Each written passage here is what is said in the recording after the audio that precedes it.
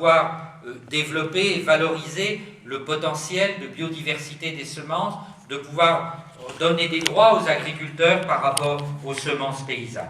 Un autre axe porte sur l'ensemble du système alimentaire. Alors sur l'ensemble du système alimentaire, nous pensons nous mettrons en œuvre des plans alimentaires territoriaux, associant les collectivités territoriales et tout un certain nombre d'acteurs, les industriels bien entendu, les agriculteurs et différentes associations qui sont intéressées par ces questions, de telle façon à pouvoir planifier la transition des territoires vers davantage d'autonomie alimentaire et de renforcement de la qualité des productions. Dans ces plans alimentaires territoriaux, la restauration collective jouera un rôle tout à fait central. Notre projet est qu'à l'horizon de 5 ans, l'ensemble de la restauration collective publique soit approvisionné en produits de l'agriculture biologique et, si possible, issus de circuits courts. Ceci représente des défis tout à fait considérables, parce qu'il faut à la fois développer la production, il faut à l'autre bout de la chaîne aussi former les cuisiniers, et puis entre les deux, il y a toute la nécessité de structurer des filières, de regrouper l'offre, parce que quand il s'agit dans une grande ville d'assurer l'approvisionnement de la restauration collective, il faut être capable de fournir une diversité de produits tout au long de l'année dans des volumes suffisants. Voilà, et donc il y a tout un certain nombre d'échelons à construire de telle façon à assurer la viabilité de cette politique. Et sur le système alimentaire, j'ajouterais la nécessité d'une information transparente des consommateurs sur la qualité nutritionnelle des produits et sur la composition des produits, et également tout un travail de sensibilisation vers une alimentation de meilleure qualité, une alimentation plus équilibrée. Un des points de cette alimentation plus équilibrée est la nécessité d'une baisse globale de la consommation de produits d'origine animale. Nous ne disons pas qu'il faut supprimer la consommation de produits animaux, parce que ça fait partie de notre culture, ceci remplit aussi un rôle du point de vue physiologique, et parce que nous avons besoin d'élevage pour la transition écologique de l'agriculture. Mais tout simplement, nous devons prendre en considération qu'au niveau mondial, la consommation de produits animaux dans les pays riches, qui est le double de la consommation moyenne au niveau mondial, la consommation de produits animaux donc par tête d'habitant, par habitant, est aujourd'hui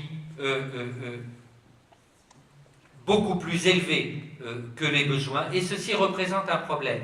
Un problème non seulement du point de vue de la lutte contre le changement climatique, parce qu'une bonne partie des émissions de gaz à effet de serre sont liées à l'élevage, mais également du point de vue de la sécurité alimentaire mondiale, parce que aujourd'hui, il faut entre 4 et 10 calories d'origine végétale pour produire une seule calorie d'origine animale.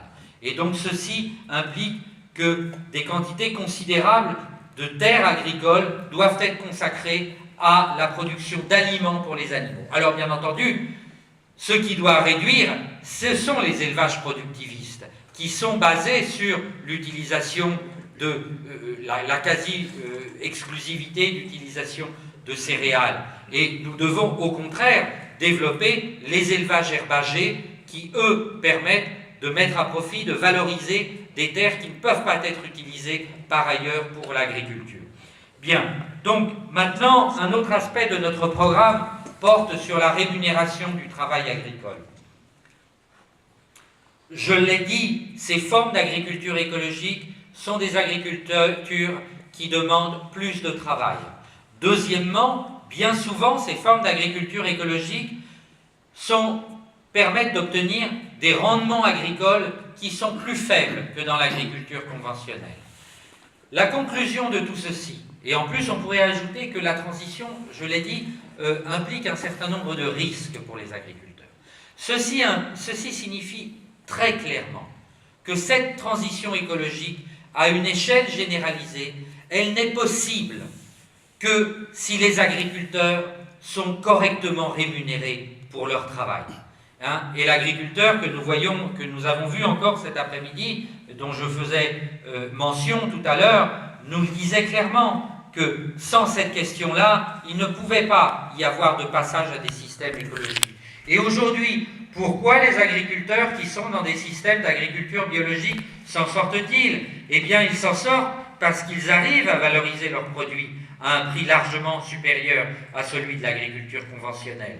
Hier, nous visitions une ferme laitière en agriculture bio. Eh bien, le prix payé aux producteurs était un prix de 50% du prix payé aux éleveurs laitiers de l'agriculture conventionnelle.